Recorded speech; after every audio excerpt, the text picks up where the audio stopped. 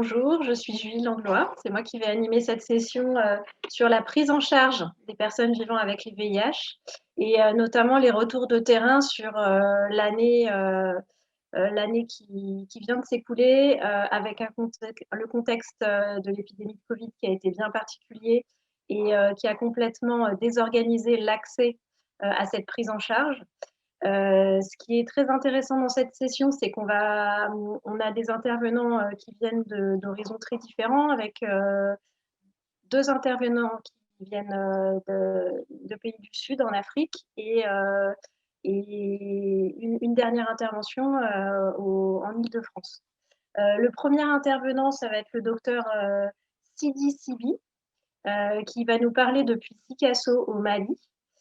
Au sud du Mali. Il est médecin et coordonnateur du programme de suivi du VIH pédiatrique dans son association Kénédougou Solidarité.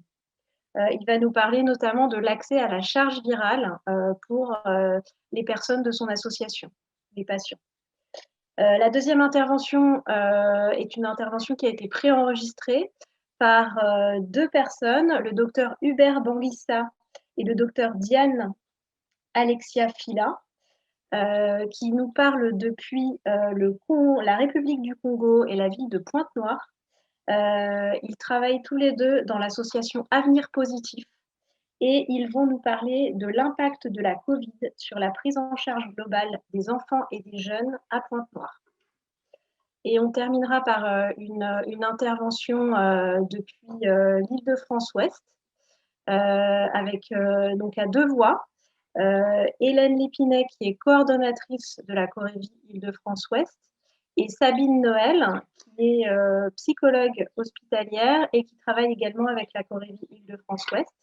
Et elles vont nous parler de la collaboration entre les services hospitaliers, les associations et la Corévie pour rester au plus près des PV-VIH dans ce contexte. La session va être organisée de façon à ce qu'on aura une intervention, chaque intervention durera 15 à 20 minutes et ensuite on pourra prendre 10 minutes de questions après chaque intervention. Donc n'hésitez pas à poser vos questions au fil de l'eau. Alors pour poser vos questions, vous pouvez utiliser la partie interactivité sur la plateforme. Donc, je partage le visuel. Sur la droite de l'écran de la plateforme, vous avez une petite icône qui vous permet de poser des questions à tout moment de la session. Et ces questions, elles seront reprises et on y répondra précisément. Vous pouvez aussi réagir en exprimant des émotions, des applaudissements, etc. Et puis, si on a le temps à la fin, on pourra reprendre quelques questions un peu plus transversales si besoin. Voilà. Donc, je vais commencer par laisser la parole au docteur Sibi Sidi de Sikasso au Mali.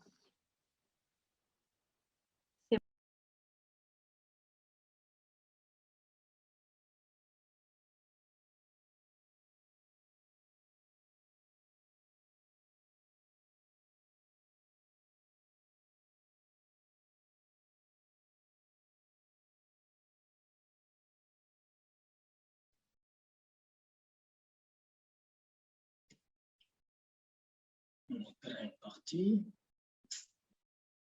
Je n'arrive pas à retrouver mon écran. Je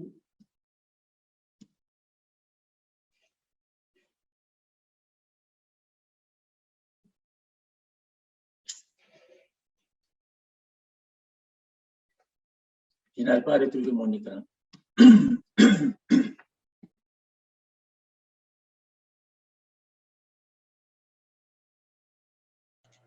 Docteur, il faut que tu partages, voilà.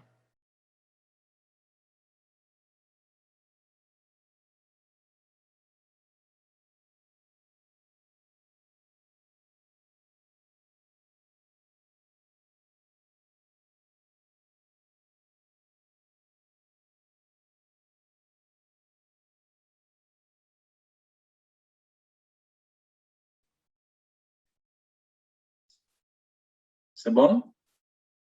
Bonjour.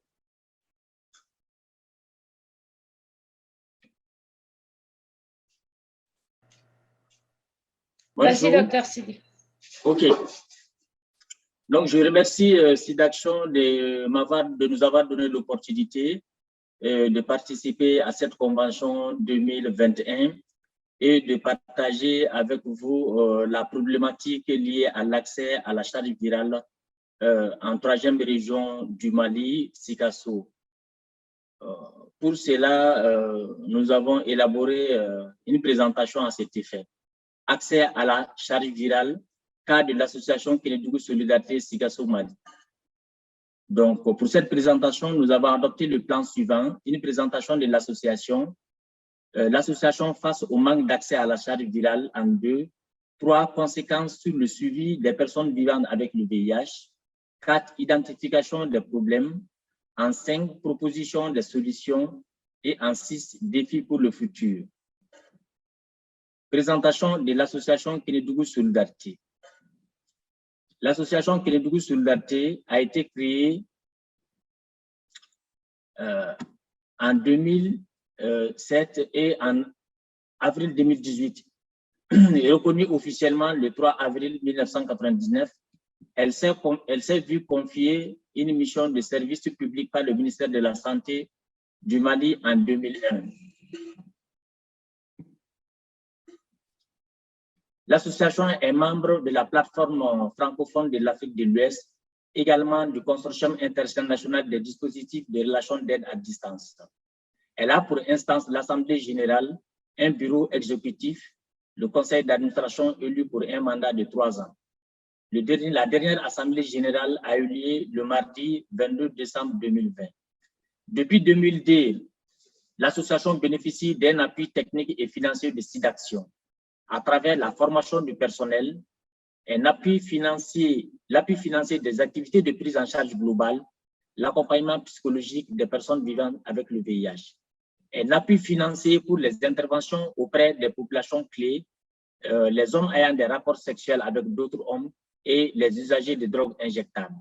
Il y a aussi, nous avons bénéficié grâce à SIDAction à travers le projet Initiative 5%, qui est aussi une réalité au sein de la structure.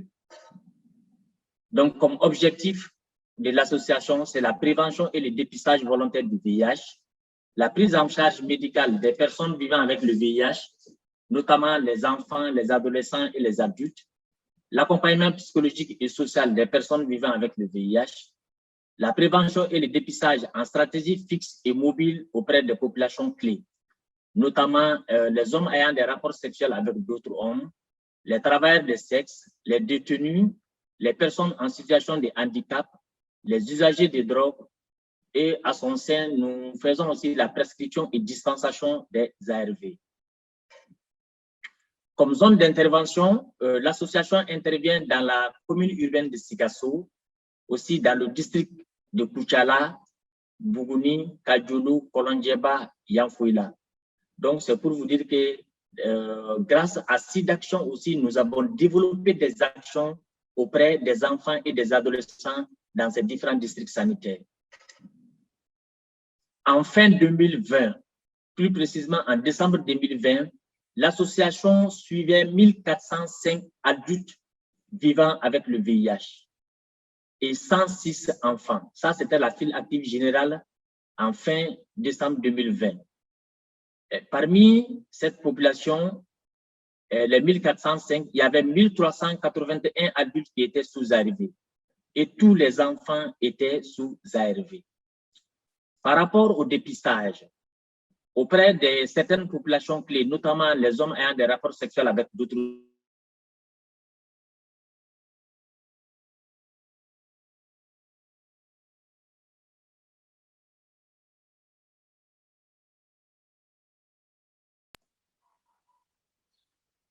On n'entend plus le docteur Sylvie. On ne vous entend plus, docteur. C'est 749 et l'association a pu toucher avec 41 cas de positivité. L'association face aux ruptures ou manque d'accès à la charge virale. Selon les normes et protocoles du Mali, chaque patient doit bénéficier de charge virale dans l'année, c'est-à-dire à chaque 6 mois, ou au moins une charge virale. Par rapport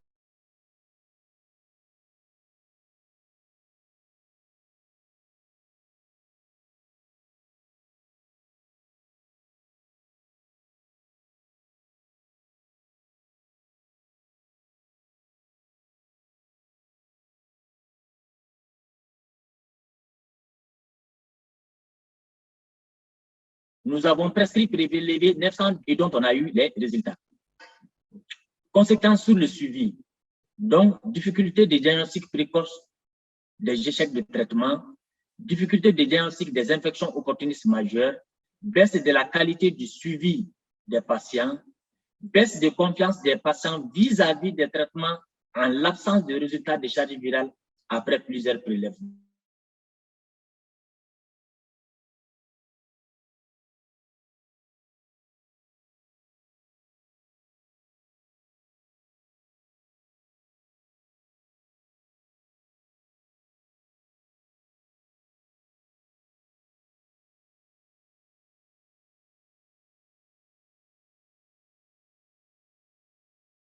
Virale.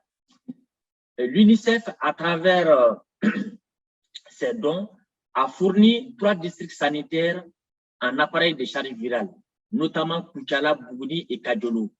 Mais c'est des appareils qui sont le plus souvent en panne pour des raisons de réactifs.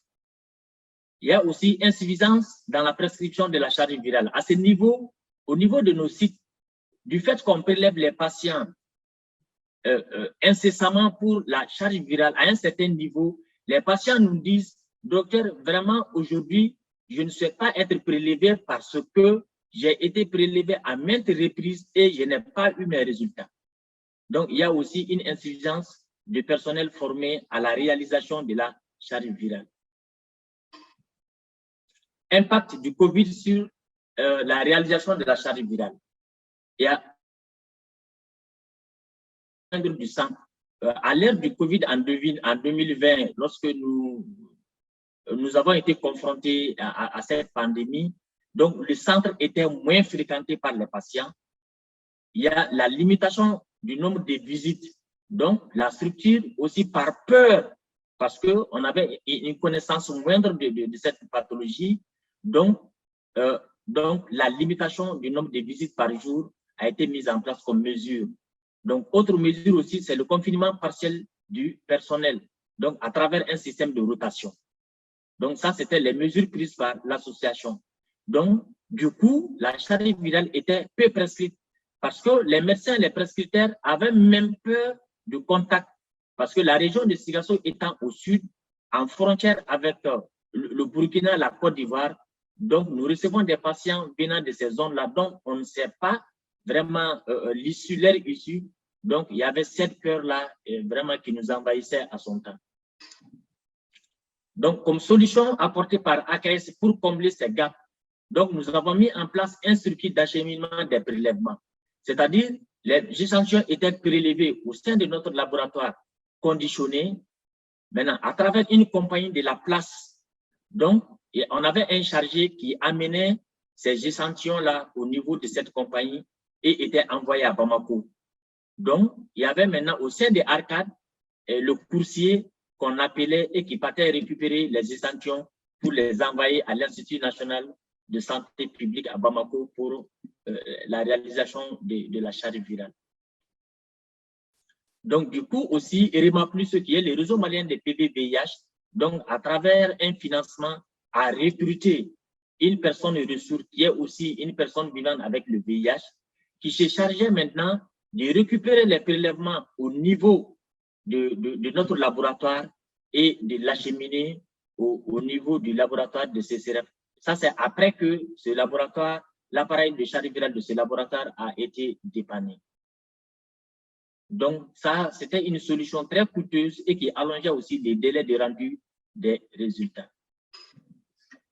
Donc, vous voyez un peu cette figure donc, qui nous montre un peu l'acheminement, le circuit pour la réalisation de la charge virale.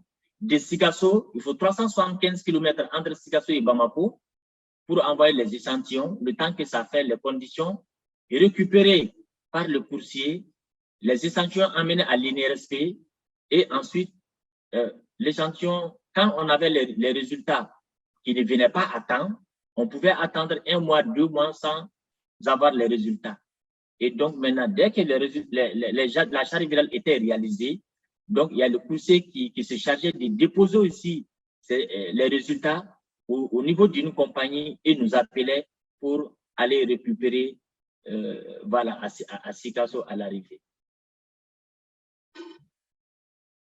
Donc, défi pour le POTUR, c'est doter les structures qui ont au moins une file active conséquente d'appareils de charge virale.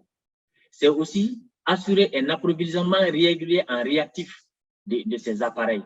C'est aussi former le personnel sur le technicage de la charge virale.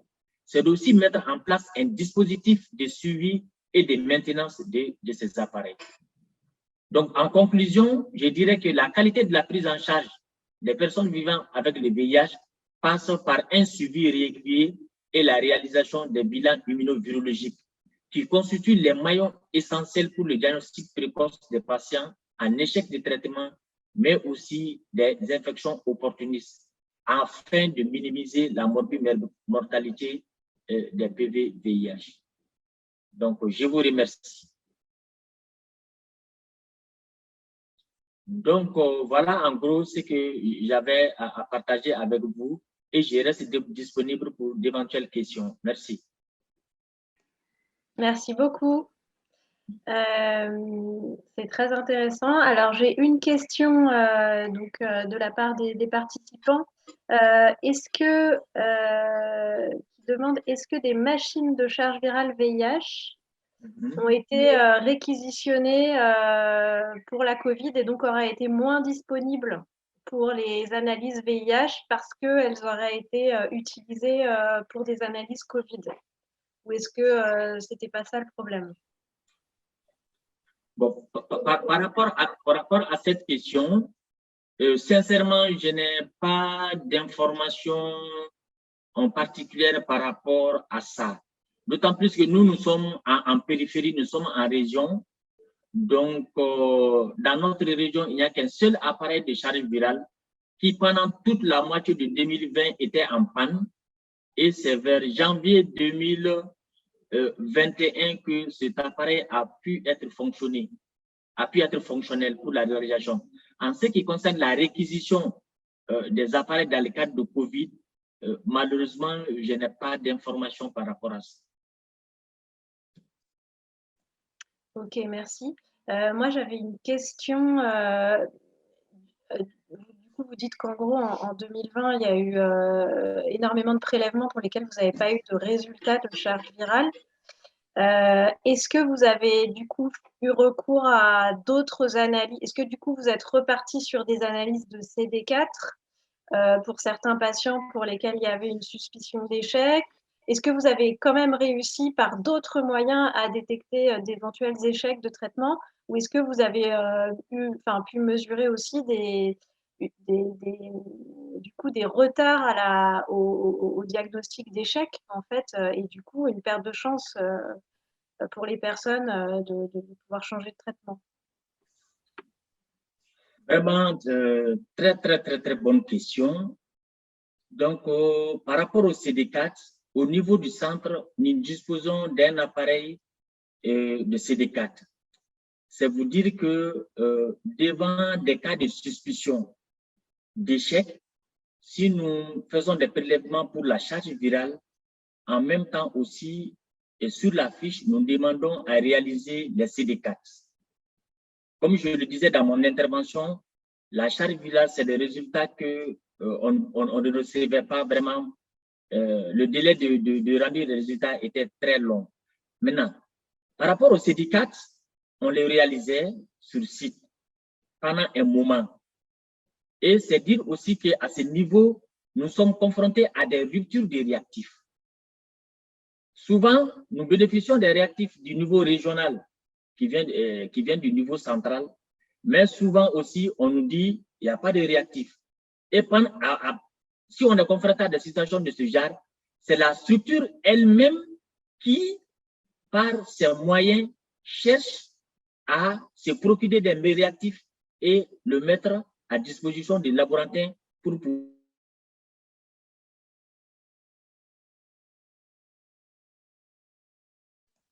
Ok, merci beaucoup. Donc, ce qu'on entend, c'est qu'il y a aussi un gros enjeu de tout ce qui va autour des appareils, l'approvisionnement réactif, la formation du personnel qui sait utiliser l'appareil, la capacité des prescripteurs aussi à prescrire les tests. Au moment de son initiation. Nous sommes le plus souvent en rupture des réactifs pour même réaliser simple charge virale. Vous vous imaginez, une partie de 2020 jusqu'à aujourd'hui, nous n'arrivons pas à réaliser ni l'hémogramme, ni la biochimie pour nos patients suivis. Vous voyez toutes les difficultés auxquelles nous sommes confrontés dans cette prise en charge. À ce jour, nous ne réalisons pas d'hémogramme, nous ne réalisons pas de biochimie. Et la majeure partie des patients sont sous tenofovir et le plus souvent aussi sous azeptésyluvine en combinaison. Vous voyez tout le risque qui est là. Donc, ce qui fait que le plus souvent, nous sommes en retard, il faut le reconnaître, nous sommes en retard par rapport au diagnostic des échecs, par rapport au diagnostic des infections opportunistes majeures, par manque de moyens vraiment de bilan de suivi régulier. Voilà. Même si à ce jour... On a une participante qui du coup va un peu dans le même sens que vous en nous disant qu'en réagissant, c'est pas vraiment une question, mais qui nous explique que sur la situation de la Guadeloupe, il y a eu aussi des rendus de charge virale et de génotypage VIH qui ont été largement retardés, et aussi de la PCR de VIH et de toutes les IST, parce que le laboratoire de virologie était mobilisé par les analyses Covid. Voilà, donc c'était pour... Ok.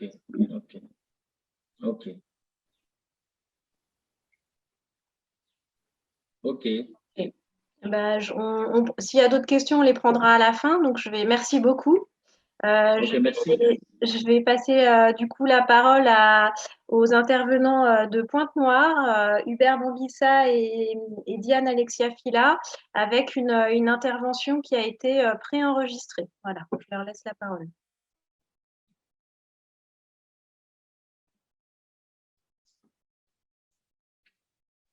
Julie, je partage la vidéo prise en charge au départ, en premier.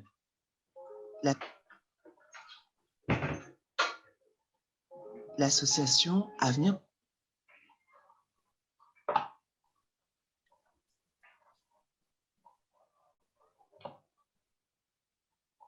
L'association Avenir Positif a été créée en 2007 à Pointe-Noire pour venir en aide aux enfants, adolescents et jeunes adultes vivant avec le VIH.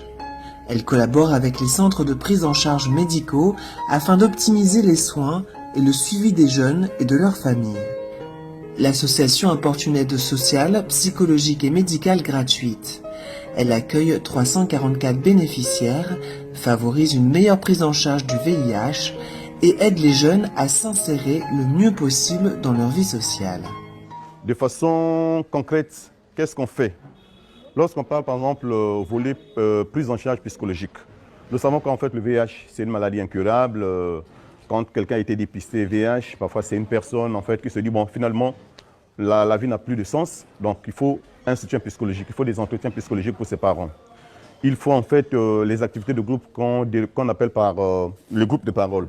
C'est-à-dire que ce sont des activités de groupe qui permettent aux parents de partager leur expérience à certains parents qui pensent qu'en fait le VIH c'est la fatalité. De même aussi avec les enfants et adolescents, certains enfants qui connaissent leur statut sérologique essaient de partager en fait cette expérience aussi à ceux qui n'en connaissent pas. Parce que le but ultime c'est quoi? Le but ultime en fait de ces activités psychologiques, c'est d'amener en fait chaque enfant qui ne connaît pas son statut à connaître son statut. Et lorsque l'enfant connaît son statut, ça pousse l'enfant en fait vers la responsabilité. Il y a aussi les activités psychologiques du genre atelier d'expression. C'est-à-dire qu'il y a certains enfants qui sont repliés sur eux-mêmes qui s'expriment à peine. Donc à travers les activités, à travers les ateliers d'expression, certains enfants essaient en fait de s'exprimer à travers un dessin, à travers un chant, à travers une phrase, ainsi de suite. Le confinement lié à la Covid-19 a lourdement impacté les activités de l'association Avenir Positif, qui ne pouvait plus faire de visites à domicile et suivre les jeunes dans leur quotidien. Pendant le confinement, Avenir Positif était fermé parce qu'on n'avait pas le moyen de déplacement pour chercher les agents pour venir travailler et aller dans les domiciles des parents pour voir qu'est-ce qui ne va pas ou bien pour aider nos usagers qui nous appelaient pour pouvoir aller à l'hôpital. Le fonds Pisca nous a permis de faire des visites à domicile en masse. C'est à ce moment-là qu'on s'est rendu compte qu'il y a beaucoup d'enfants qui ont des problématiques de santé, il y a beaucoup d'enfants qui sont en échec thérapeutique, il y a beaucoup d'enfants qui ont du mal à se nourrir et Pisca, avec son aide, nous a permis de pouvoir leur donner le peu qu'on avait. On a fait la distribution des savons, j'ai fait les sensibilisations de la Covid ici en masque, où on a partagé les masques, on a donné des savons, vraiment on a beaucoup, Pisca nous a permis de beaucoup aider ces enfants-là. Côté activité, on a fait les consultations psychologiques pour pouvoir connaître un peu les émotions des enfants, leur état, qu'est-ce qui se passe dans leur cœur par rapport à ce confinement-là, est-ce qu'ils se sont sentis délaissés, est-ce qu'ils se sont sentis perdus un peu. Donc on essayait de les ramener un peu à la raison, de leur donner confiance, parce que pour d'autres, ils avaient déjà le déni de la maladie, pour eux, ils ne sont plus malades, parce que tu fais 1 mois par exemple sans prendre ton traitement, je te dis que ça va. Donc on a essayé de ramener un peu les choses de rehausser un peu les choses comme il se doit au niveau de la structure. Georgette a 32 ans. Depuis qu'elle a découvert sa séropositivité il y a 14 ans, elle accompagne les activités d'aide à domicile, de suivi psychologique et de groupe de parole de l'association Avenir Positif en parlant de son expérience personnelle. Ça m'a aidé à m'épanouir psychologiquement, physiquement, parce que j'étais renfermée, une fille très timide. J'avais pas la libre expression de m'exprimer au milieu du public. Donc du coup, le milieu de l'association m'a permis d'être ouverte envers les autres, d'aimer les autres tels qu'ils sont, de m'aimer aussi moi-même tel que je suis. L'ambassade de France au Congo soutient les activités de l'association Avenir Positif à travers son programme d'appui à l'amélioration durable des conditions de vie des populations vulnérables au Congo-Brazzaville, le fonds Pisca. Objectif, contribuer à prévenir l'impact médical, psychologique et social de la Covid-19 sur les personnes vivant avec le VIH-Sida dans la ville de Pointe-Noire.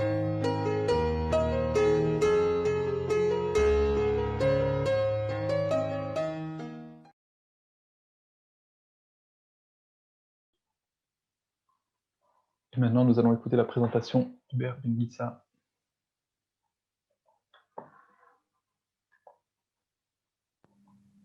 Bonjour, je suis Hubert Benguissa, pédiatre et membre de l'association Avenir Positif. Diapo.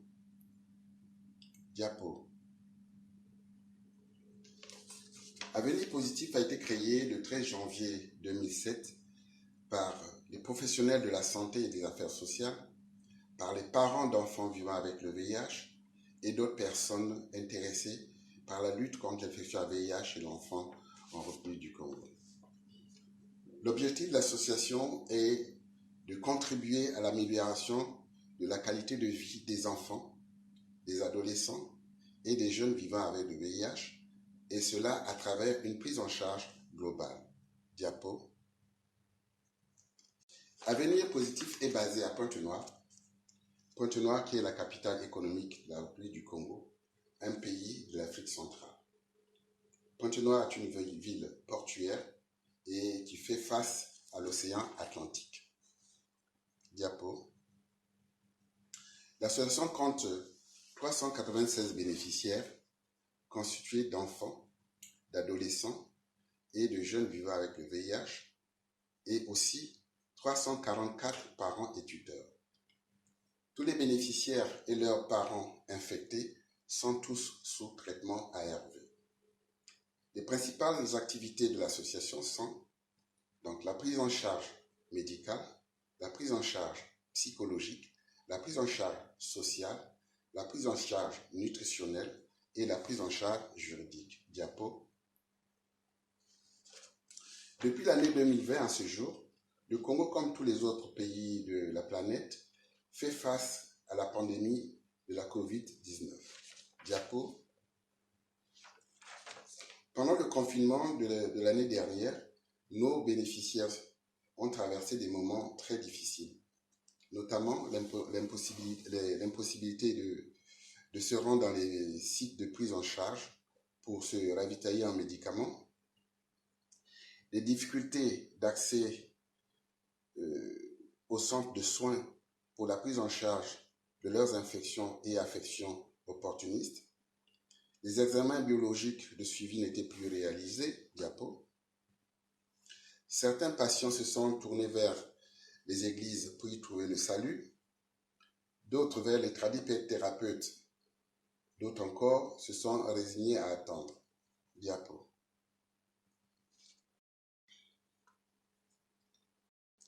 Après le confinement, on relève un impact socio-économique de la Covid, marqué par une précarité financière et matérielle de plusieurs ménages. La plupart des parents exerçant dans l'informel ont vu leur commerce faire faillite. Les AGR attribués aux parents par l'association au cours des projets antérieurs sont tombés en faillite. Il y a aussi eu un impact sur le suivi biomédical des PVIH, traduit par un nombre d'échecs thérapeutiques élevé et aussi un nombre élevé de perdus de vue. Diapo. Quelle est la situation des ARV de 2020 à 2021?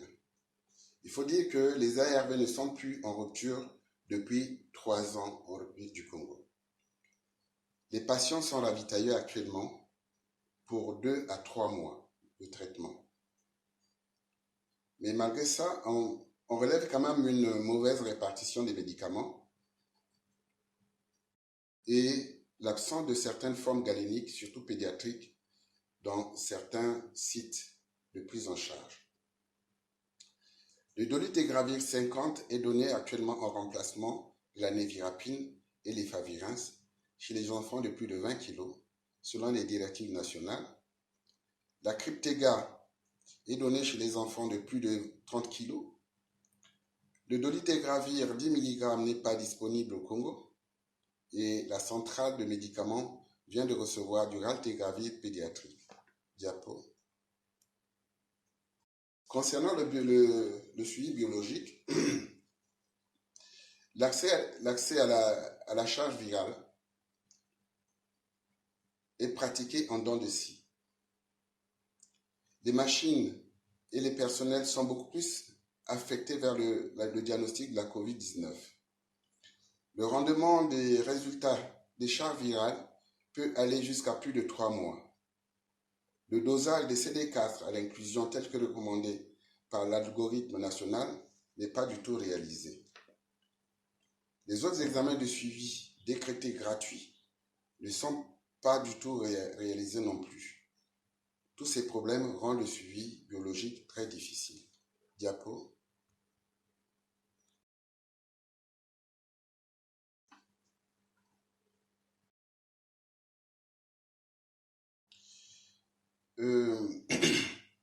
Ces problèmes d'accès aux médicaments et de suivi médical délétère ont eu pour conséquence la mauvaise observance du traitement et on a même relevé que certains patients ont expérimenté l'absence de prise en charge pendant le confinement et pensent qu'ils peuvent survivre sans traitement et cela comme conséquence la recrudescence des infections opportunistes. Donc pendant le confinement, il y a des malades qui ne recevaient plus de traitement mais qui se sentaient toujours bien. Mais quand le confinement est passé, ils ne voulaient plus aller prendre les médicaments parce qu'ils se disaient que bon, apparemment, sans médicaments, ils peuvent bien vivre. Mais malheureusement, après quelques mois, quelques temps, ils ont commencé à développer des infections opportunistes.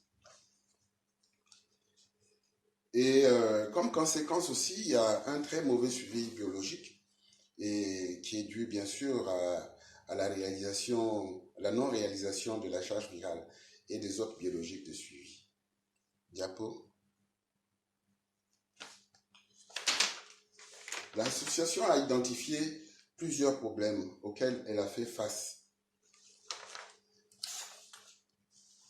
notamment le nombre élevé de perdus de vie, la mauvaise observance de certains patients, le déni de la maladie pour certains aussi, les échecs thérapeutiques, l'accès limité à la charge virale et aux autres examens de suivi, la précarité familiale, précarité financière et matérielle, la recrudescence des infections et affections opportunistes, la malnutrition. Diapo. Quelles sont les solutions qui ont été apportées par l'association?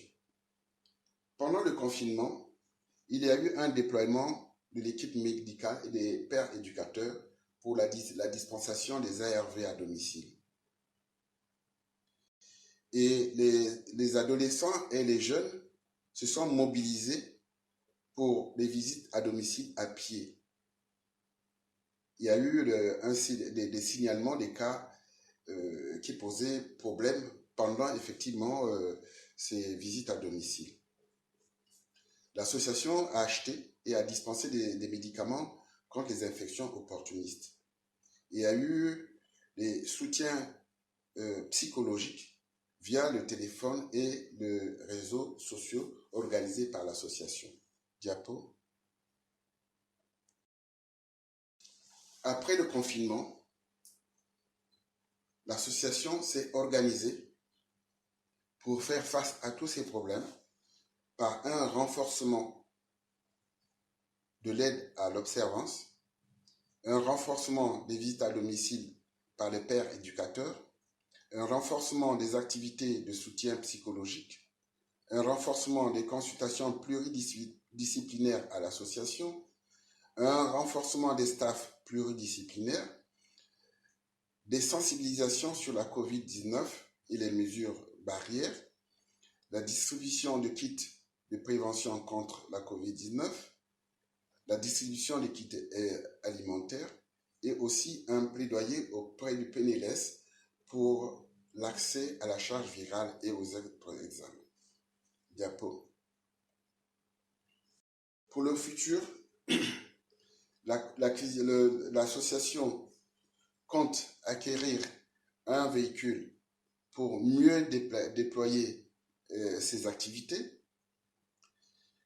L'association compte acquérir un siège pour l'association parce que les multiples déménagements ont impacté sur la qualité des prestations de l'association. Parce qu'à un certain moment, les prestataires ne se retrouvent toujours pas sur le nouveau siège. Et ça coûte cher aussi à l'association. L'association veut faire disons que l'association veut devenir un véritable centre de prise en charge global et équipé, où on a toutes les activités de prise en charge et équipé avec du matériel pour la réalisation des bilans biologiques, notamment la charge virale, la numération formule sanguine, la créatinémie, les transaminases, la glycémie, et aussi renforcer les AGR des bénéficiaires. Diapo. Je vous remercie.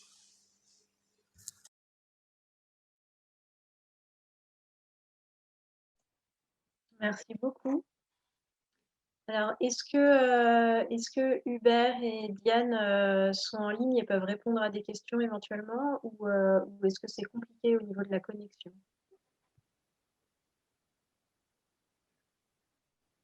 Oui, bien sûr, nous sommes là. On peut répondre aux questions si possible. Ok. Moi, je me posais une question. est-ce que vous avez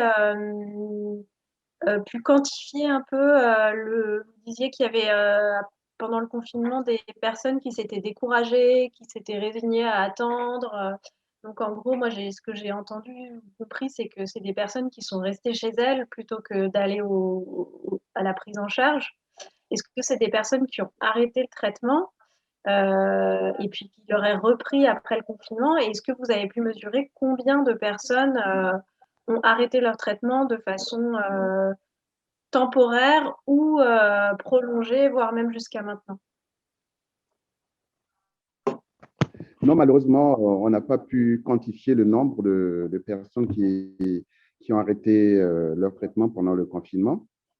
Mais ce qui est sûr, c'est que ces personnes, après le confinement, après les visites à domicile, après l'éducation thérapeutique, sont revenues à l'association et au niveau des sites de prise en charge pour reprendre leur traitement. Mais effectivement, ce serait vraiment très intéressant en ce moment-là d'avoir quantifié le nombre et puis voir un peu l'impact de ce que ça fait sur toute la file active. Oui, d'accord. Ok. Il n'y a apparemment pas, pour l'instant, pas plus de questions que ça de la part des participants. Est-ce que Hubert, en direct, vous voulez rajouter quelque chose, un commentaire, vu que c'était préenregistré? Oui, bien sûr. Je voulais intervenir encore sur l'accès à la charge virale, parce que vous savez que actuellement, c'est l'examen qu'il faut effectivement pour le bon suivi des personnes sous traitement antirétroviral. Et comme on l'a suivi dans la présentation précédente, il y a un peu des problèmes partout. Mais chez nous, ici, comme je l'ai dit tantôt, on a l'accès à la charge virale en dents de scie. Il y a des moments c'est fait, il y a des moments c'est pas fait. Et effectivement, avec le Covid, il y a le matériel le matériel pour faire la charge virale a été affecté pour le diagnostic de la Covid, notamment les jeunes experts. Et en faisant donc le plaidoyer auprès du PNLS, notamment la directrice du PNLS, elle nous a rassuré qu'il y avait il y avait des appareils qui devraient être là incessamment et qu'on devait déployer dans plusieurs centres et qu'on devait revoir aussi le planning du personnel parce qu'il n'y a pas seulement le matériel qui a été envoyé pour le diagnostic de la COVID, mais il y a aussi le personnel, c'est le même personnel.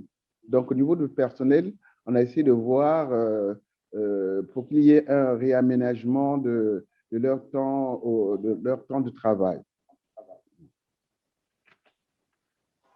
D'accord. Et aussi, nous avons parlé des consultations pluridisciplinaires au niveau de l'association. C'est une activité phare pour nous où nous avons, pendant la consultation médicale, nous avons l'intervention de psychologues, nous avons l'intervention de l'assistance sociale et aussi de l'éducatrice thérapeutique. Donc, les problèmes des enfants, des adolescents et des jeunes vivant avec le VIH sont traités par tout ce personnel-là. On peut partir d'un problème d'échec thérapeutique et on remonte et on essaie de voir la connotation psychologique, la connotation sociale, ainsi de suite, ainsi de suite. Ça, c'est une activité vraiment qui nous aide beaucoup. Et par rapport à cela, on arrive vraiment à revoir certains malades, enfin patients ou bénéficiaires, et à les remettre sur les rails. Bon, ça, c'est…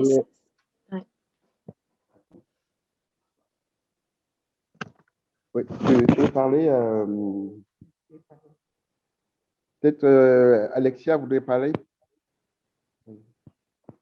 Oui, bonjour à tous.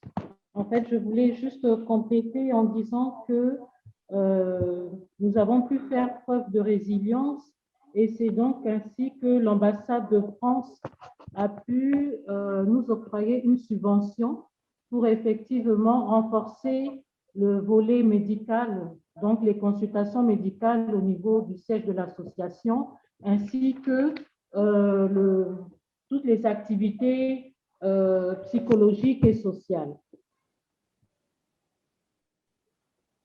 D'accord. Oui, c'est le financement dont vous parlez dans la vidéo qui a été diffusée. Bien sûr, bien sûr. Ce que je trouve très intéressant, c'est que d'un côté, on voit vraiment le contraste entre un suivi biologique qui est extrêmement compliqué quand même d'accès, que ce soit au Congo ou au Mali, avec, c'est quand même triste aussi, de voir que par exemple, la numération de formules sanguines est pas garantie en fait, ni le taux de CD4. Je trouve ça quand même inquiétant que même ces analyses-là, qui nous paraissent hyper simples, ne le soient pas dans vos structures. Donc ça, c'est vraiment une difficulté à laquelle vous êtes confrontés et que nous, on a la chance de ne pas du tout connaître en France. Et à côté de ça, quand vous parlez des consultations pluridisciplinaires, c'est à l'inverse des choses dont on aurait envie de s'inspirer au Nord, parce qu'il n'y a pas beaucoup d'endroits où ce genre de choses sont mises en place en France. Donc c'est intéressant, je trouve, de voir comme chacun peut s'inspirer l'un de l'autre pour aboutir à quelque chose d'encore mieux. Et du coup, ça fait une bonne transition, je pense, avec la dernière présentation de la Corévie Île-de-France-Ouest, qui justement, donc Hélène Lépinet et Sabine Noël vont nous parler de la collaboration entre l'hôpital, la Corévie et les associations pour justement essayer de ne pas perdre de vue les personnes pendant les confinements.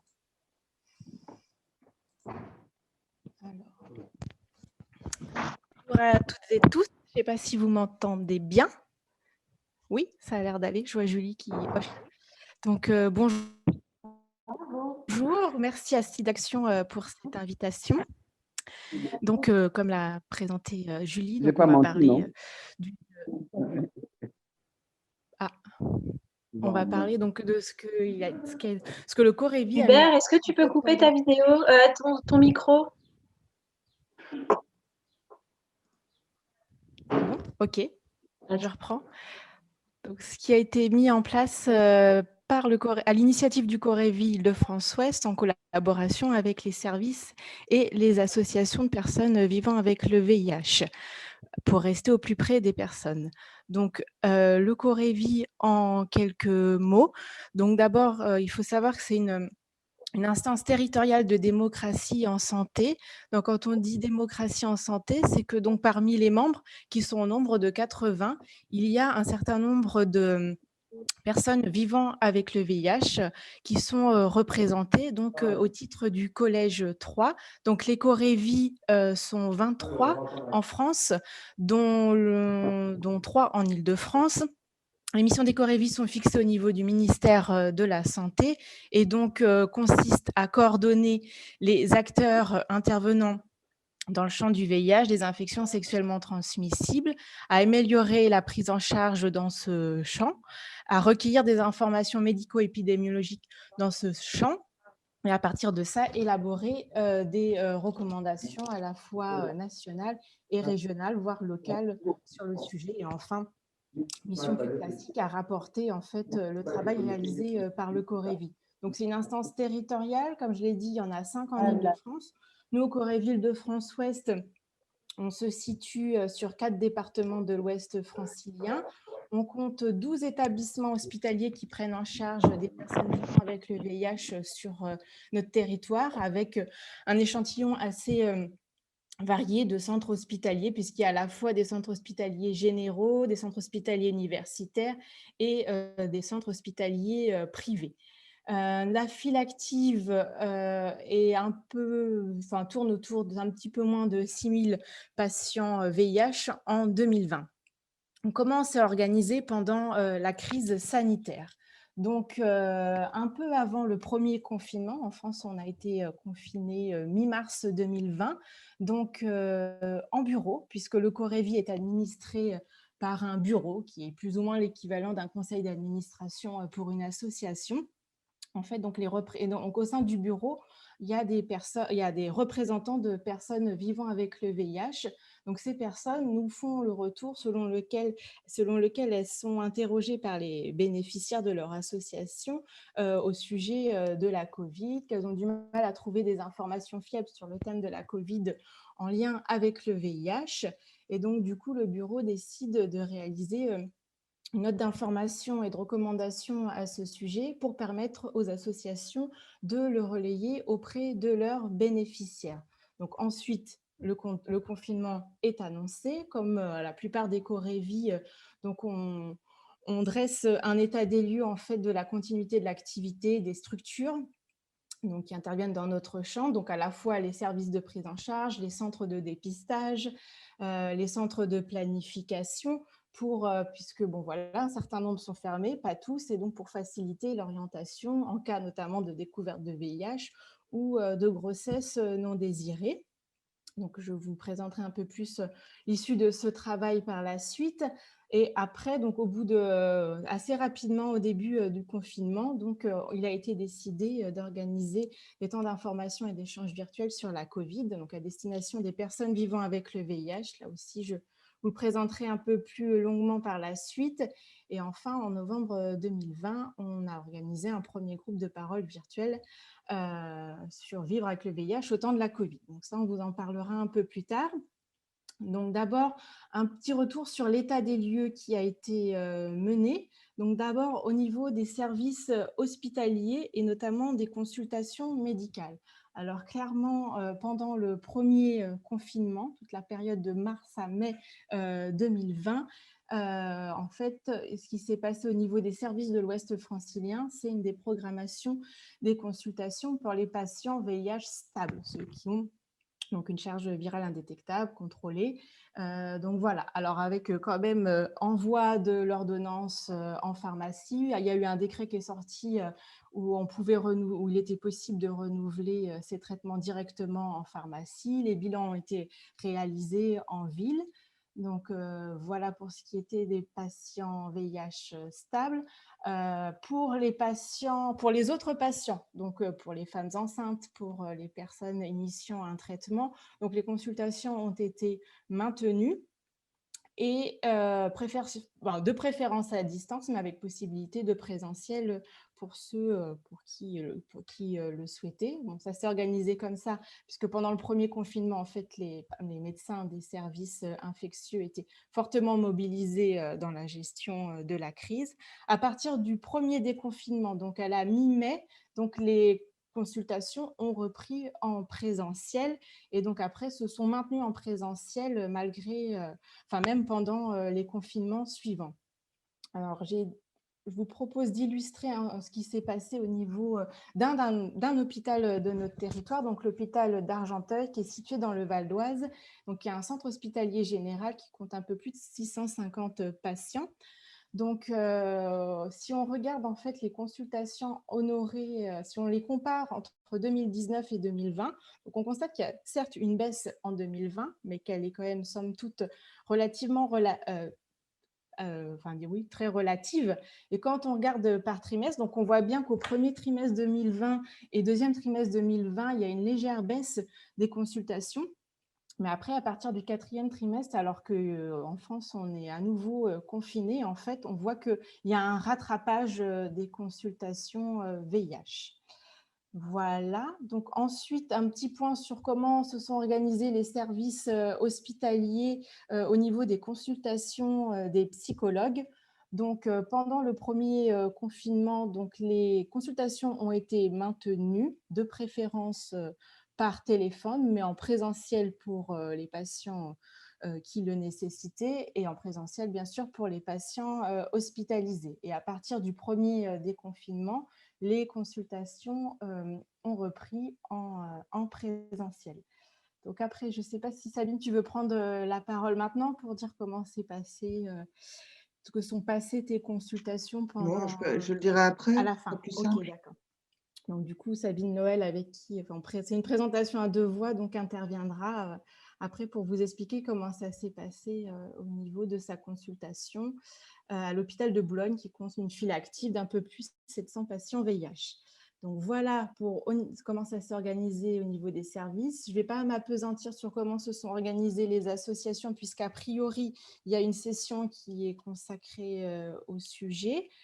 Alors, donc, comme je vous l'ai dit, au niveau de la réunion de bureau, on a le retour d'une représentante, notamment de l'association Marie-Madeleine, qui est une association située dans les Yvelines. C'est une association de femmes vivant avec le VIH, originaire d'Afrique subsaharienne, et donc qui nous fait écho des bénéficiaires, nous fait le retour selon lequel les bénéficiaires et plus largement les personnes vivant avec le VIH sont dans une situation d'isolement. Il y a beaucoup d'angoisse. Sur les réseaux sociaux, notamment, circulent beaucoup de fausses informations sur la Covid-19 et le VIH. Et donc, il y a une demande d'informations fiables et accessibles. Donc, on avait réalisé cette première note d'information dont je vous ai parlé au début. Mais bon, clairement, voilà, un papier, ça ne suffit pas à calmer les angoisses, rompre l'isolement et mettre fin aux fausses informations. Du coup, on décide d'organiser un temps d'information et d'échange virtuel. Donc, le premier a eu lieu début avril, donc à peine un mois après le début du confinement. Donc, c'était la première fois qu'on organisait un événement sur Zoom. Voilà.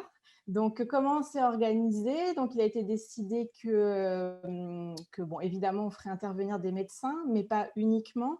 Donc voilà, il y a notamment une psychologue qui est intervenue, Sabine, qui prendra la parole par la suite. On a fait intervenir des assistantes sociales, une juriste, un patient expert.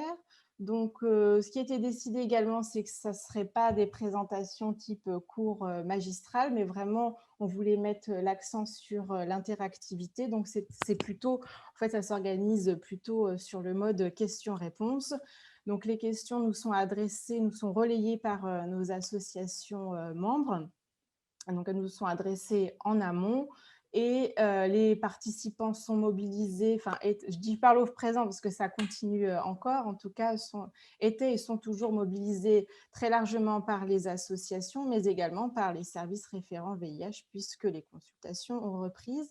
Voilà, on s'est organisé pour permettre l'anonymat. Donc, en fait, quand les personnes entrent dans la salle de conférence, les caméras, les micros sont coupés et sont automatiquement renommées, invitées 1, 2, 3, 4, comme ça. Et après, elles ont la possibilité de se renommer.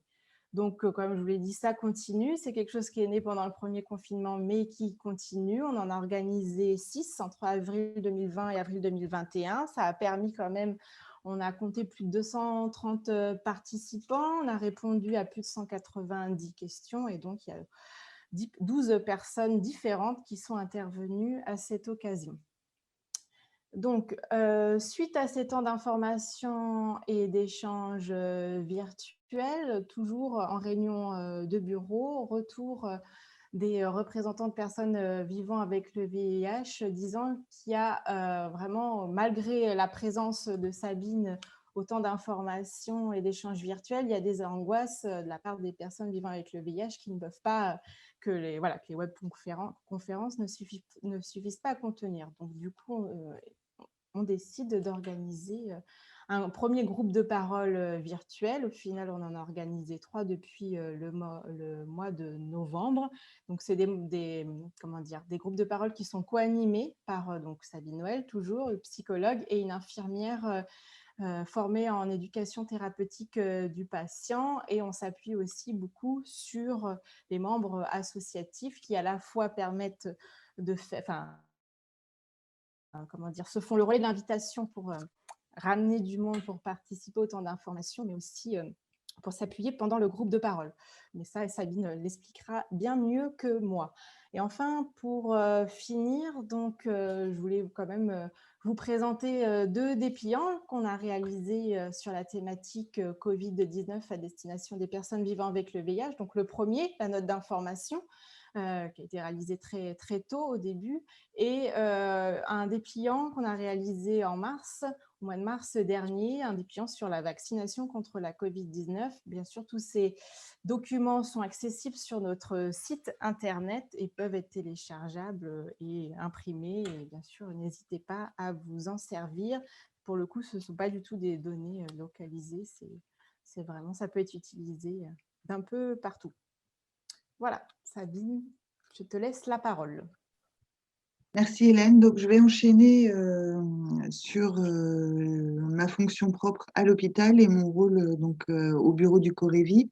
Et comme vous l'a dit Hélène, le fait qu'au bureau du Corévi, il y ait des médecins, des associations, une psychologue pour l'instant, moi, enfin avant 2 d'ailleurs, mais j'ai une collègue qui est en congé maternité.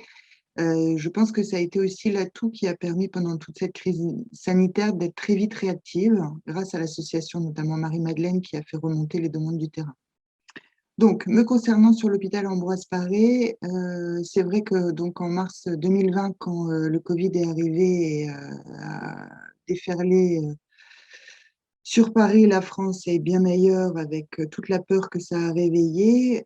Très tôt, dans les services hospitaliers, on a été très conscients, en tout cas, et notamment en tant que psychologue, de l'impact que ça pouvait avoir déjà chez tout le monde, parce que tout le monde a eu très peur, autant les personnes vivant avec le VIH que les professionnels, et c'est aussi important de le rappeler, parce que notamment que ce soit dans les groupes ou que ce soit dans les prises en charge individuelles en thérapie ou en soutien, c'était aussi important de ramener que la réalité actuelle de la Covid, surtout en mars 2020 en France, a été quand même assez terrifiante par la nouveauté, la brutalité et la méconnaissance au départ de ce virus, qui a fait quand même de nombreux morts. Dans un pays où, on va le revoir après ensemble, pour la plupart des gens, un sentiment de sécurité sanitaire existait. Donc, fort de ce fait, en fait, quand les hôpitaux ont commencé à se restructurer et à limiter les venues des patients, de tous les patients à l'hôpital, moi j'ai décidé de rester à l'hôpital.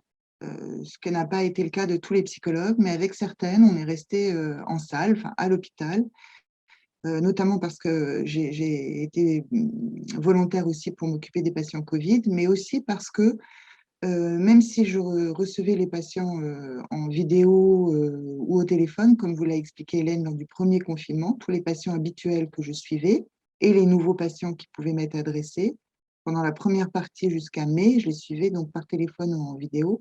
Ma présence quand même à l'hôpital, pour ceux qui me connaissaient et qui sont déjà suivis sur Ambroise Paré, ça avait comme un facteur rassurant, parce que je me suis rendu compte assez vite que, paradoxalement, beaucoup de personnes s'inquiétaient aussi, de par la médiatisation en France de structures hospitalières débordées par la Covid, pour leurs soignants, pour leurs médecins. Et ici, c'est vrai que quand les patients sont suivis parfois depuis des années, voire des décennies par leurs patients, par leurs médecins, infectiologues, il y a un vrai attachement réciproque, mais il y a un vrai lien. Et c'était intéressant de voir comment à un moment donné, les gens de l'extérieur de l'hôpital, notamment les patients, se sont aussi beaucoup préoccupés du monde soignant, qui était quand même assez propre, je pense, en France, de par la crise sanitaire. Donc, tout ça pour vous dire que c'était important que je reste à l'hôpital. Je m'en suis rendu compte petit à petit. Et surtout aussi, ça a permis, alors que certaines consultations étaient suspendues pour les patients indétectables, de savoir, pour les patients que je suivais, que moi, en restant à l'hôpital, je faisais l'interface avec leur médecin infectiologue s'il y avait le moindre problème, qui était un facteur très rassurant pour les patients. Donc, à partir du 2e et 3e confinement, enfin à partir du 2e confinement, les gens sont revenus à l'hôpital à leur rythme. Il y avait un feu vert, mais pour certains très anxieux de revenir sur la structure hospitalière, en tant que psychologue, j'ai respecté leur rythme et on a travaillé sur leurs angoisses. Le constat au niveau des prises en charge individuelles hospitalières, c'est que la Covid, chez les patients vivant avec le VIH que j'ai suivis et que je suis toujours, ont eu plusieurs répercussions. Il y a eu une majoration de l'angoisse qui était actuelle, c'est-à-dire qui était liée au Covid et non pas, dans un premier temps, au fait de vivre avec le VIH. Néanmoins, très vite, pour ces patients-là, la Covid est venue réveiller des angoisses passées liées au VIH. C'est-à-dire, certains ont revécu leur primo-infection, certains ont revécu, je parle en séance, lors des entretiens avec moi, l'annonce de leur maladie, parce que le propre du Covid était pour eux de leur rappeler aussi qu'ils pouvaient mourir. Parce que les gens avaient peur d'attraper la Covid, surtout au début. On se replace à l'automne, à l'hiver dernier, les gens avaient très peur. Il y avait quand même une méconnaissance médicale dans un premier temps qui n'était pas très rassurante. Donc pour les patients VIH, beaucoup avaient très peur de mourir et ça les a renvoyés au début de leur vie avec le VIH. Donc tout mon boulot de psychologue, pour parler simplement, même avec des gens qui avaient pu se stabiliser, on va dire, au niveau de leur vie avec le VIH sans trop d'angoisse, il y a eu un rebond anxieux. Ça nous a permis de retravailler en profondeur, parfois sur d'autres aspects du VIH, sur d'autres aspects de leur vie, sur certains traumas qui avaient pu être les leurs, et de pouvoir les aider à élaborer les angoisses liées au Covid au fur et à mesure, et donc d'éviter quand même que les gens s'enlisent dans des angoisses ou dans de la dépression. Donc c'était très important de pouvoir continuer le travail pendant tout le temps du confinement et depuis toujours, en fait, j'ai toujours continué. Donc c'est vrai que la Covid a réveillé chez les patients que je rencontre VIH ce que je viens de vous dire, mais aussi pour d'autres. Avec le couvre-feu, avec les mesures sanitaires, avec le confinement, pour des gens qui ont vécu la guerre, pour des gens qui ont vécu dans des pays en conflit, des situations de guerre et des traumas liés à la guerre. Parce que d'un coup, dans ce pays, la France, qui est un pays en général assez sûr, même s'il y a eu les attentats ces dernières années, etc., d'un coup, les personnes, le mot couvre-feu, le silence des rues, les interdictions de sortie, ça a réveillé des angoisses passées liées, pour ces personnes-là notamment, qui ont dû quitter leur pays dans des situations de guerre, beaucoup de choses de ces traumas. Donc ça nous a permis de retravailler là-dessus et parfois de libérer une parole qui jusque-là n'avait pas pu se dire autour de ça.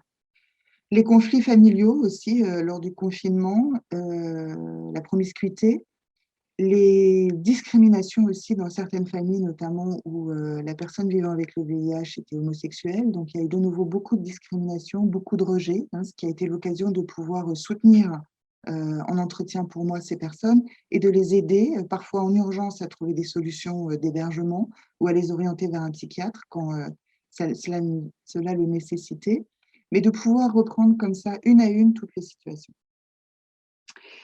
Ce qui est apparu aussi avec, comme point de similitude dans les entretiens entre Covid et VIH, c'est que au début, et notamment lors du premier déconfinement, la peur d'être contaminé et de contaminer quelqu'un d'autre par la Covid est venue aussi réveiller les angoisses des personnes qui ont été contaminées par le VIH et qui ont eu peur après coup d'avoir contaminé ou de contaminer d'autres personnes. Donc ça s'est beaucoup cristallisé autour de est-ce que j'utilise bien le gel, est-ce que j'utilise bien le masque, est-ce que je peux vraiment me trouver des masques, est-ce que je n'ai pas de masque FFP2, est-ce que le masque chirurgical suffit, est-ce que les masques en tissu suffisent? Donc il y a eu beaucoup de questions autour de ça qui ont été aussi abordées dans les groupes, les temps d'échange virtuels. Donc si vous voulez, j'espère que je suis claire et que je vous montre bien que pour beaucoup de patients qui vivent avec le VIH, il y a eu un rappel comme ça avec la Covid, de choses qui étaient enquistées ou très douloureuses encore à vivre avec le VIH. Bien sûr, comme pour à peu près toutes les personnes, pour beaucoup de personnes, en tout cas, le confinement dans les sentiments de solitude et d'isolement, ça a été parfois des solutions vraiment, pas des solutions, mais des expériences extrêmement difficiles. Mon lapsus de solution, c'est que je pensais à l'association Marie-Madeleine, dont Hélène a parlé tout à l'heure, qui fait partie du bureau, qui vraiment nous a permis, par sa sollicitation, d'essayer d'apporter une aide là-dessus avec les temps d'échange et les groupes de parole, mais je vais y revenir. Donc, l'autre chose sur les mesures sanitaires dues à la Covid, pour certains, pas tous, loin de là, patients VIH, ça a remis en avant le sentiment d'être un pestiféré. C'est-à-dire que l'importance des mesures sanitaires, le regard sur les gens qui portent mal leur masque dans la rue, les gens qui ne se lavent pas bien, ça a pu réveiller pour beaucoup ce sentiment d'être pestiféré, d'être mal regardé, d'être jugé parce qu'ils ont le VIH. Donc ça aussi, le fait de pouvoir continuer, enfin c'est pas pouvoir, c'est d'avoir continué les entretiens pendant toute la période et en visuel, au téléphone ou en présentiel pour les patients, ça a permis de travailler tous ces sentiments-là et d'aider les personnes à ne pas être débordées par les angoisses, la peur ou le jugement. Quelque chose qui a été net et que j'ai un peu abordé vite fait, là, c'est que la crise sanitaire en France, encore une fois, a beaucoup fragilisé certaines personnes pour qui le sentiment de sécurité en général, la confiance en soi, la confiance en l'autre, par leur histoire personnelle, pouvait déjà être en équilibre précaire, est venu donc fragiliser la confiance dans le pays, c'est-à-dire dans les capacités de la France à pouvoir prendre soin d'eux. Et ça a pu générer vraiment des attaques de panique chez certains, une grande difficulté à sortir après le premier confinement et à reprendre une vie petit à petit au milieu des autres lors du déconfinement. Et c'est vrai que mon boulot en entretien a été un accompagnement pas à pas. C'est aussi pour ça que je vous disais que tout à l'heure, même si dès la mi-mai, les hôpitaux recevaient de nouveau leurs patients en consultation, ma fonction de psychologue a fait que j'ai accompagné pas à pas ceux pour qui c'était trop rapide, pour les aider à élaborer et à travailler ces angoisses phobiques. Là où je voulais mettre aussi un focus, on l'a déjà dit, bon, c'était l'importance des réseaux sociaux et les médias en France qui, en boucle, comme ailleurs, j'imagine, ont quand même beaucoup participé à un climat d'insécurité. Ensuite, concernant les patients qui vivent en France et qui viennent d'autres continents, que ce soit l'Afrique ou que ce soit l'Amérique du Sud, qui font partie qui sont très représentés dans la file active que je reçois et dans la file active de l'hôpital Ambroise Paré, le fait que la crise sanitaire arrive en France, qui est ce climat d'insécurité, qui est le couvre-feu, qui est le confinement, avec les résurgences autour de la guerre, pour beaucoup d'entre eux, là surtout je parle de l'Afrique, mais parfois aussi ailleurs en Colombie notamment, ça a remis à jour des angoisses parfois terrifiantes, de peur de mourir, d'attaques de panique, de traces traumatiques, de cauchemars traumatiques qui sont revenus autour d'un sentiment d'insécurité extrêmement fort. Du coup, ça a sollicité les personnes sur leur raison d'être à continuer à être en France, c'est-à-dire qu'il y a pu y avoir des sentiments de déception très forts liés à cette insécurité sur ce pays que beaucoup ont parfois accepté, on va dire à contre-cœur, mais par raison, par choix pour leur santé, en ayant, quelqu'un me disait, mon cœur est resté dans mon pays, ma raison est ici. Et c'est vrai que ça a amené une douleur particulière pour des gens qui pouvaient être tiraillés comme ça entre deux continents, tiraillés aussi entre le désir parfois très fort de retourner dans leur pays natif, déjà pour retourner auprès des leurs, qui étaient eux-mêmes en difficulté avec la Covid, et de se dire, certains me disaient, quitte à mourir, autant que je retourne là-bas. Mon travail a pu être aussi, notamment en collaboration avec une association, d'accompagner un patient dans son retour au Burkina Faso, parce que le climat d'insécurité pour lui en France, lié à son isolement majeur, cette personne n'ayant personne en France de sa famille, et c'est un monsieur qui a aussi une atteinte au niveau du cerveau lié à une infection au VIH, il était beaucoup trop seul. Donc, en fait, tout le travail qu'on a fait avec le médecin, l'association, son curateur, a été de permettre à cet homme de pouvoir retourner au Burkina dans les meilleures conditions possibles. C'est-à-dire qu'on lui a trouvé un relais sur place d'une association avec médecins que l'on connaissait. Donc, on a fait le relais avec ce médecin pour qu'il le reçoive. Il est parti avec les médicaments en nombre. Je continue à avoir de ces appels en WhatsApp réguliers pour prendre de ces nouvelles. Ça a permis de faire un pont. Donc, c'est vrai que pour les personnes originaires d'un autre pays, il y a eu beaucoup de questions sur cet ordre-là. Certains se sont rassurés.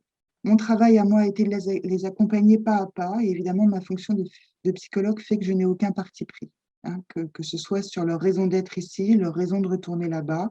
Je n'ai pas ni d'enjeu médical, ni d'enjeu personnel. Mon boulot est d'aider les personnes à comprendre ce qui se passe pour eux et à les aider à faire pour eux-mêmes leur meilleur choix, mais en toute conscience pour eux. Hein. Donc, on a pu beaucoup parler de ça, mais c'est vrai que ça a ramené tout un questionnement autour de la migration, du choix ou non-choix, ou du choix forcé, je ne sais pas comment le dire pour certains. Certains, au bout du compte, se sont rassurés, certains ont été très déçus, certains continuent à cheminer autour de ça, mais c'est vrai que c'est quand même une difficulté supplémentaire qui m'a semblé importante de partager. Après, ce qui est quand même revenu beaucoup, c'est la sollicitude de ces personnes aussi pour le corps soignant, hospitalier, et les inquiétudes aussi de savoir que l'hôpital était fermé. Donc c'est vrai que pendant le premier confinement, ce que je vous disais tout à l'heure, je me suis vue servir d'interface aussi à leur dire « non, il n'y a pas la guerre dans l'hôpital ». Ce qu'il y a sur BFM, ce n'est pas forcément vrai, ou CNews, ou n'importe quel média. On travaille, c'est vrai, les médecins ont été débordés. Les médecins ont appris, ont découvert sur le tas, ce qui était une situation nouvelle, en tout cas, sauf référence à l'épidémie de VIH, justement, ce qui pour le corps soignant aussi a été une autre histoire, mais ça a été vraiment le gros du travail. Mon boulot, encore une fois, en consultation, c'est que j'ai certains patients que j'ai rappelés de moi-même, parce qu'ils font partie de ma file active, c'est des gens que j'ai suivis, des gens que je savais isolés, donc pendant cette période-là, j'ai pris l'initiative de les appeler pour prendre de leurs nouvelles. Ce que j'ai fait à plusieurs reprises. J'ai des anciens patients qui sont revenus me voir, qui m'ont téléphoné pour reprendre contact parce qu'en effet, la crise sanitaire était trop difficile. J'ai eu, en tant que psychologue, peu de nouveaux patients à proprement parler, au sens des gens qui sont venus pour la première fois me rencontrer en tant que psychologue pendant, on va dire, les 4 premiers mois du confinement l'année dernière, parce que, comme je vous le disais, j'espère assez clairement, les gens avaient très, très peur de venir à l'hôpital, hein, et se sont très peu manifestés. Donc, en fait, c'est surtout à partir du printemps dernier, l'été, l'automne, que là, j'ai de nouveau plus de patients qui viennent, soit des nouveaux patients diagnostiqués dans le service, soit des patients qui étaient déjà diagnostiqués dans le service depuis longtemps, mais qui ont accepté de venir me rencontrer. Donc, voilà. Concernant les temps d'échange virtuels, je crois qu'Hélène vous en a déjà dit pas mal. C'est vrai que le fait qu'il y ait eu un choix au bureau du Corévi qu'une psychologue intervienne aussi à côté du médecin, de l'assistante sociale ou du juriste et des associations a permis très vite de se rendre compte que les gens avaient besoin d'exprimer des choses aussi plus personnelles et d'être entendus aussi de cette manière-là, c'est-à-dire sur leurs angoisses, sur leur vécu. Donc c'est vrai que dans les temps d'échange webinaire pluridisciplinaire, ça m'a permis de reprendre des choses et de pouvoir faire un lien parfois entre des choses très rationnelles et justes qui étaient dites par les médecins ou par les différents intervenants et de pouvoir mettre ça en lumière avec le vécu des personnes et de ramener ça sur leur propre ressenti. Ce qui ressort beaucoup, j'essaye de regarder le temps, c'est que les gens, même s'ils savent beaucoup de choses, ils ont besoin qu'on leur adresse à eux. Et les webinaires, même si les gens savaient qu'il fallait utiliser les masques, qu'il fallait utiliser le gel, qu'ils pouvaient ne rien craindre en tant que personne vivant avec le VIH indétectable, ils avaient besoin de se l'entendre dire nominativement. Et ça, c'était très important. Aussi que le bureau du Corévi, que les médecins entendent que dans cette situation de crise, les gens avaient besoin que l'on s'adresse à eux personnellement, nominativement. 3 minutes encore sur le groupe de parole. Donc, les groupes de parole sont venus justement de l'expérience des webinaires. J'insiste sur le fait que l'association Marie-Madeleine a été vraiment, grâce au bureau du Corévi, encore une fois, pluridisciplinaire, médecins, villes, réseaux, associations, psychologues, j'espère que j'oublie personne, le moyen de garder un lien immédiat, le plus direct possible avec ce qui s'est passé à l'instant T avec la crise sanitaire.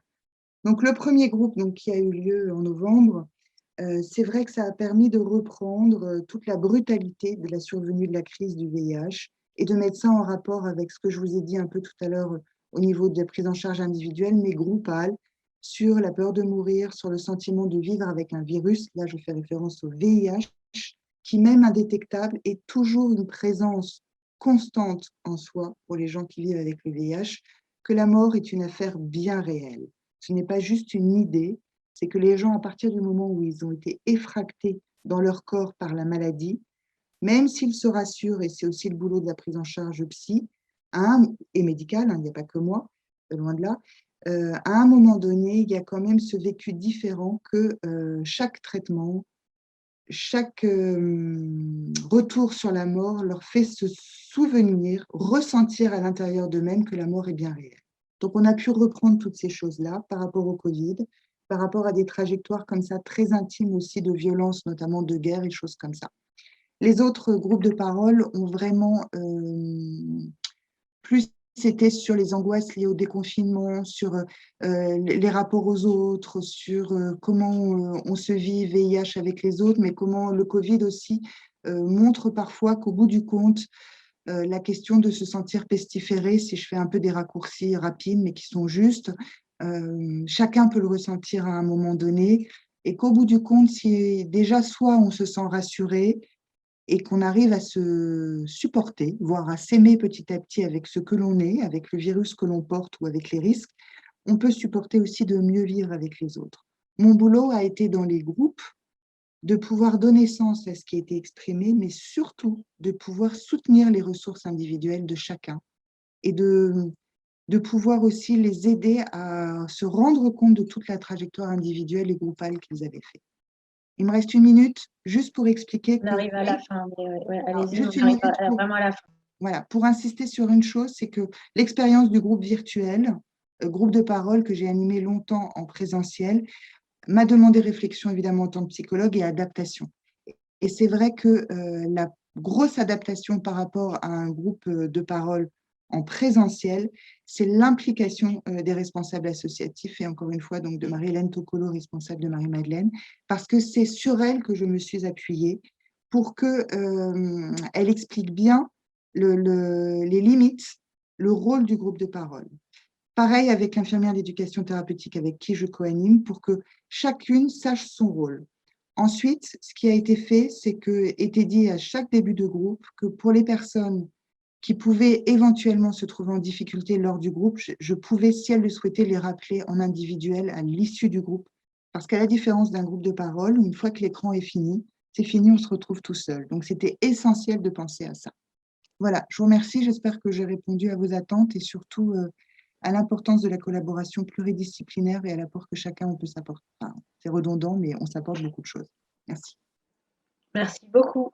C'était très, très intéressant. C'était super que vous soyez à 2 voix. On arrive à la fin de la session, donc je sais pas, au niveau de l'organisateur, on doit s'arrêter pile maintenant. Est-ce qu'on peut prendre 5 minutes de plus ou... Non, bien sûr. 5 minutes de plus, en plus on a eu un petit souci au départ. Prenez ce temps-là. On peut prendre 5 minutes, Thomas? Bien sûr, bien entendu. Okay, merci beaucoup. Il y a une personne qui pose la question est-ce que pendant le confinement, le nombre de mois de traitement qui pouvait être donné en une fois, le nombre de mois de traitement ARV qui pouvait être donné en une fois était prolongé? Enfin, est-ce qu'on pouvait donner 2-3 mois de traitement ou pas? Je pense qu'Hélène vous a répondu tout à l'heure, c'est-à-dire qu'en France, il y a eu un décret qui a permis que les renouvellements d'ordonnances se fassent directement en pharmacie. Oui, c'est ça, c'est le renouvellement qui était possible, mais a priori, on donne qu'un mois on donne mois par mois, on ne donne pas 2-3 mois d'un coup, sauf de façon exceptionnelle. Je sais par pas, contre, le pharmacien. Il me semble que pendant le premier confinement, c'était 2 mois. Ah, il donnait 2 mois par 2 mois, mais ça, je pense que c'est des arrangements. Je pense qu'ils s'arrangeaient pour le faire, mais que c'était pas forcément. On n'est pas très bon là-dessus en France, je trouve. Moi, je suis pharmacienne, donc je connais un peu le sujet. Et effectivement, je pense qu'il y en a qui le pratiquaient, mais que ce n'était pas vraiment autorisé, mais qui l'ont fait. Et par contre, ils avaient le droit de renouveler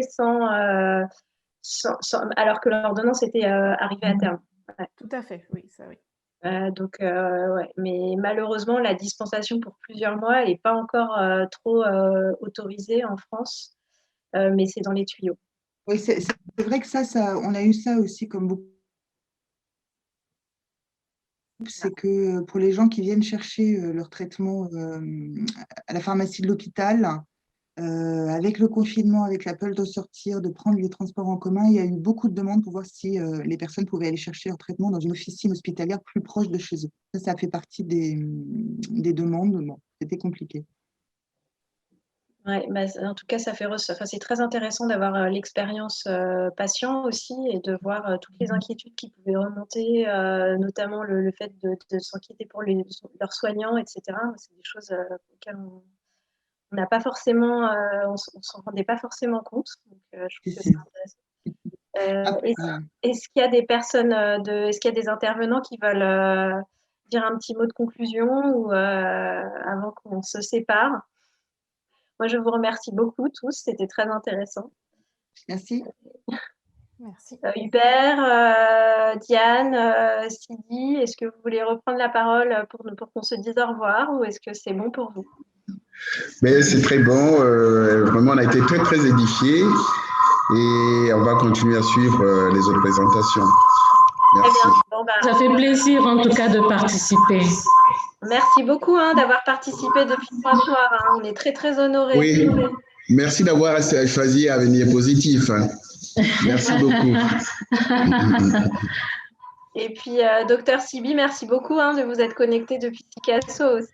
Je sais que c'est pas facile, donc merci. Ouais, il est peut-être plus là. Bon, bah, en tout cas, merci à tous les intervenants, merci à tous les participants. Et juste pour rappel, les sessions seront disponibles en replay pendant au moins un mois. Donc, à partager avec qui vous voulez. Si vous voulez ensuite voilà, que des personnes que vous connaissez reviennent voir la session, ça sera disponible pendant au moins un mois en venant sur la plateforme comme pour le suivi du congrès. Même des personnes qui ne sont pas inscrites? Il faut être inscrite.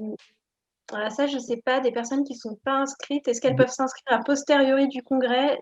Ils ont la possibilité de s'inscrire. Ils ont la possibilité de s'inscrire. D'accord, merci. Très bien. Bonne soirée à tous. Bonne soirée, merci encore. Au revoir.